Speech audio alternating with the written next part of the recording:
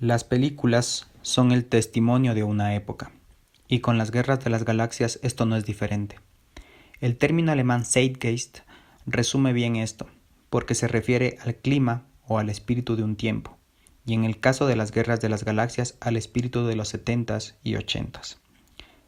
¿Cuál era el espíritu de aquella época? Pues el de la Guerra Fría, sencillamente. La historia comienza con la película Una nueva esperanza. En medio del espacio vacío, una nave pequeña huye de una nave más grande. Esto nos remite al mundo en la naturaleza. En ausencia de la ley, los pequeños fácilmente son presas de los grandes. Aparece en esa escena uno de los mejores villanos de todos los tiempos, Darth Vader. Este toma como prisionera a una embajadora, la princesa Leia, acusándola de ser parte de una organización rebelde y terrorista. Y no se equivoca. Leia no solo es parte de esta organización llamada La Rebelión, sino que incluso hasta es una de sus líderes. Ahí se plantea el problema político básico de estas películas.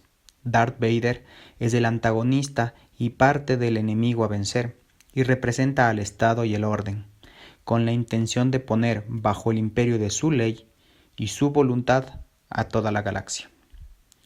Por otro lado, la víctima y uno de los personajes principales, la princesa Leia, es miembro de una organización rebelde y terrorista que aquí es vista como los héroes, que luchan en el lado del bien y contra la opresión y el totalitarismo del imperio. Estos representan la política de defensa de la libertad y la lucha contra el absolutismo y la tiranía. Bueno, así se plantea el maniqueísmo básico de la película. El Estado y el orden es malo, y la rebelión, la desobediencia civil y el terrorismo es bueno. Se lucha contra el orden para implantar libertad, y esto es básicamente el discurso político estadounidense en contra de la Unión Soviética y su imperio del terror. Representa la lucha de la iniciativa privada contra el Estado que todo lo daña, que vulnera la libertad y oprime a su gente. En adelante, las tramas continúan de tal manera que los rebeldes se alzan con la victoria y el Estado representado por el imperio se destruye. La idea fundamental es que el Estado no puede quitarles la libertad a sus ciudadanos por siempre. Algún rato debe caer, y cuando lo hace, finaliza la primera trilogía. A propósito, ¿alguno de ustedes se siente incómodo al pensar que los héroes de esta trilogía son rebeldes, contraculturales y terroristas como cualquier Che Guevara, Osama Bin Laden o Malcolm X? No traten de pensar mucho en eso. El que sean héroes o villanos es parte de la historia que se cuenta posteriormente. Miren ustedes que Simón Bolívar, San Martín, George Washington, Oliver Cromwell, Robespierre y muchos otros, que ahora en la historia son considerados héroes, en su momento fueron considerados rebeldes, terroristas y hasta salvajes por el Estado que quiso detenerlos. Obviamente todos ellos con su lucha provocaron la muerte de mucha gente, lo cual le da la razón a sus estados de tacharlos de terroristas, como el Imperio Español lo hizo con Bolívar o el Imperio Inglés con Washington. Sin embargo, con el tiempo la historia posterior los ha ido perfilando como héroes, y nos han convencido que esas muertes fueron necesarias en nombre de la libertad. Nos han convencido que no hay precio para la libertad. Aquí entra en juego un principio de la literatura muy conocido, que nos dice que el villano es el héroe en su propia historia. Y obviamente será visto por nosotros como un héroe cuando logre que su historia en particular sea la historia de todos nosotros, como lo hizo Bolívar en Latinoamérica o Washington en el norte. En fin, la historia de esta primera trilogía gana mucho lustre y consistencia cuando vemos el destino final del arco argumental de cada uno de sus personajes. Luke Skywalker era un campesino nacido en el desierto que soñaba con dejar su tierra para irse en la búsqueda de un mejor futuro. ¿Es que algo puede nacer en el desierto? Pues sí, las ganas de vivir lejos de ahí. Luke representa el zeitgeist arquetípico del capitalismo, en donde eres pobre porque quieres, porque si quisieras podría ser mejor. Es decir, tienes libertad de decidir ser mejor, y si no lo eres es porque no lo has querido lo suficiente, ni has luchado por ello. En la película este asunto no está bien tratado porque, aunque Luke siempre quiso dejar de ser campesino e irse, nunca llegó a hacerlo por su propia iniciativa. Y finalmente cuando escapa de Tatooine, lo hace porque el asesinato de sus tíos y la destrucción de su granja ya no le dan alternativas. Huye por la obligación de las circunstancias. En ese caso no actúa con libertad, sino que fue obligado a ser mejor. Es una falla en el guión. Sin embargo, luego Luke tiene una historia de cuento de hadas. Hay una princesa, la princesa Leia, que es capturada por un villano, y Luke, que es un campesino de buen corazón, logra rescatarla y salvar la vida de todos destruyendo la Estrella de la Muerte, ascendiendo en la escala social hasta llegar a ser un líder de la rebelión. Es la historia de un Mario Bros cualquiera, capitalismo puro, cuando la iniciativa privada de una persona puede destruir a un estado totalitario y opresor. Sin embargo, esta idea se traiciona en la secuela, la que a mi parecer es la mejor película de la saga, El Imperio contraataca. En ella nos enteramos que Darth Vader es el padre de Luke, y entonces la idea de que este era un campesino cualquiera que llegó a ser un líder gracias a su esfuerzo y libertad se desbarata. Ya no es un campesino cualquiera, sino que es hijo de Darth Vader, es decir, que siempre fue parte de la nobleza y de la clase social alta. Entonces la libertad no tuvo nada que ver con que Luke quisiera escapar de Tatooine, sino que era su destino. Él estaba destinado a cosas grandes porque pertenecía a una clase superior. Era el hijo de Darth Vader, después de todo. Es entonces cuando la historia de Luke Skywalker deja de ser una historia del capitalismo y se vuelve una historia arquetípica de la aristocracia. Los poderosos nacieron para ser poderosos porque están destinados a serlo. Los otros no. Desde ese momento la saga de la Guerra de las Galaxias se vuelve la historia de una sola familia. Toda la galaxia sufre los problemas familiares de los Skywalkers. Son una serie de películas que cuentan una historia propia de la edad feudal, en donde unas familias poderosas como los Habsburgos, los Hohenzollern, los Borbones o los Romanov luchan entre sí arrastrando a millones de personas a la muerte sin pestañear.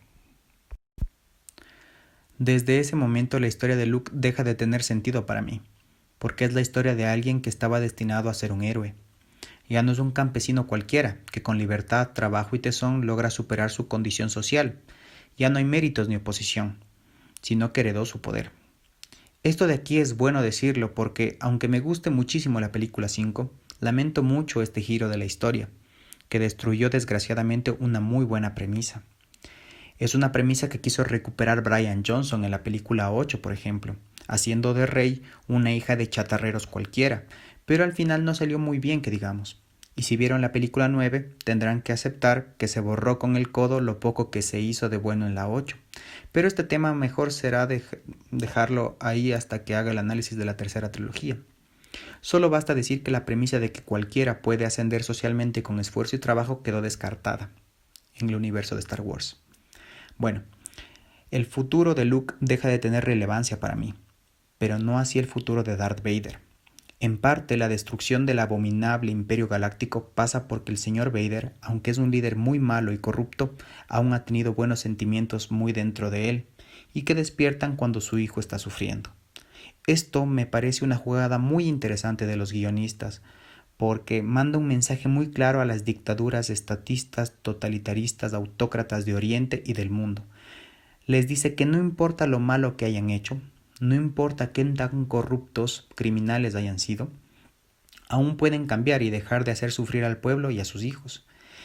Me parece que es un mensaje que para mucha gente puede pasar desapercibido, pero no para Gorbachev, por ejemplo. Él seguro vio esa parte de la película y debe de haber pensado que aún había oportunidad de destruir el imperio y o la Unión Soviética para salvar a la gente de su opresión.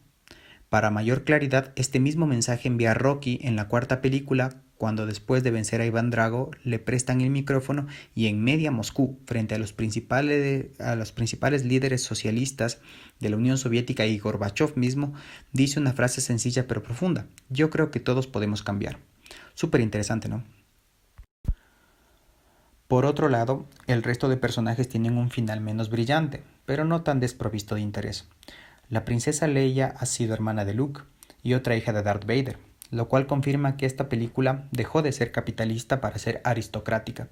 Y esta princesa tiene una subtrama en la tercera película en la cual se vuelve algo así como una esclava sexual de Jabba the Hutt, que con sus maneras representa obviamente a un traficante de esclavos romano, y ella al final termina liberándose de él asfixiándolo con las mismas cadenas con las que él esclavizó. ¿Quién dijo Espartaco por aquí? Bueno, por otro lado, Han Solo tiene una evolución muy tradicional, en donde pasa de ser un cazarrecompensas, truán, contrabandista y estafador empedernido a ser una persona decente y la pareja ideal de cualquier chica. Y es que siempre tuvo buen corazón y la princesa Leia solo tuvo que hacer que esos buenos sentimientos salgan a flote. Lo mismo que hizo Lisa Simpson con Nelson Rufiño o Betty la Fea con Armando Mendoza. Es el típico argumento que les gusta al público femenino, que les recuerda que pueden hacer que un Kevin, un Justin, un Brian, un Brandon puedan volverse buenas personas solo con su amor y fidelidad. Dios las bendiga. Antes de terminar, quisiera hablarles un poco acerca de la lucha entre los Ewoks y el Imperio en la película sexta, El Retorno del Jedi. Esta batalla ha sido 1000 veces vilipendiada por la gente porque ve en ella el afán de George Lucas de vender osos de peluche disfrazados de guerrilleros. Pero eso no es tan cierto. George Lucas no solo quería vender peluches, sino que también quería representar en su filme la lucha desigual entre un pueblo autóctono y una potencia invasora. Precisamente en esta batalla se representa la guerra de Vietnam, en la que los estadounidenses como potencia invasora fueron vencidos pese a sus armas láser y Stormtroopers por los ositos de vietnamitas a los que no bastó bañarles con napalm. Esto es muy interesante porque para George Lucas es una manera de decirle al público que el imperio galáctico no solamente representa a la Unión Soviética como todos piensan, sino que también representa a Estados Unidos, cuando pasa por alto todos sus valores de libertad y democracia e invade naciones mucho menos fuertes que ellos.